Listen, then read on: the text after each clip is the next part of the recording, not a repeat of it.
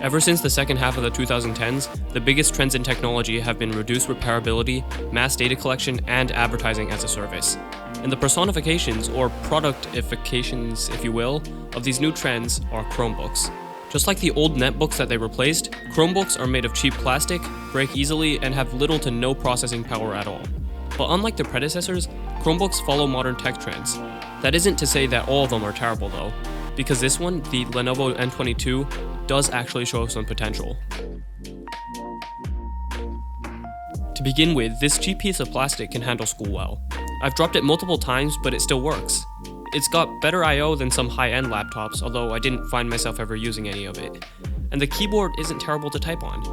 This is where you can see Lenovo putting its ThinkPad R&D to good use, because the keyboard has a drainage hole in the bottom.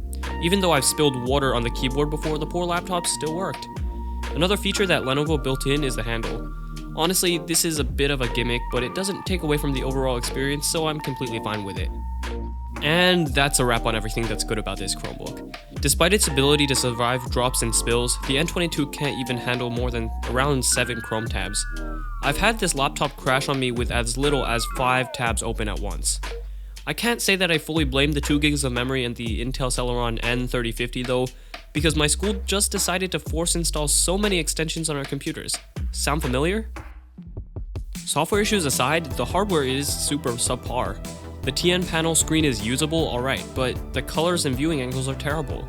At max brightness, things were still hard to see under the bright lights in some of my school classrooms. And unfortunately, that doesn't stop the battery from draining. I found that I couldn't even get through 2 school days worth of use on a single charge. Keep in mind that I use a computer for around an hour and a half on average every school day.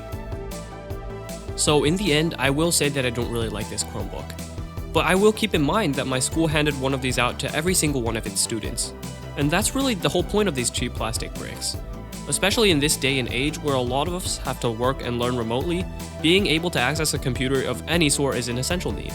And cheap Chromebooks have really enabled many things for those among us who are less fortunate. Although I encourage any prospective computer buyer to avoid the Lenovo N22 at any cost, I still cannot deny that these machines have a purpose. That's going to be it for this video.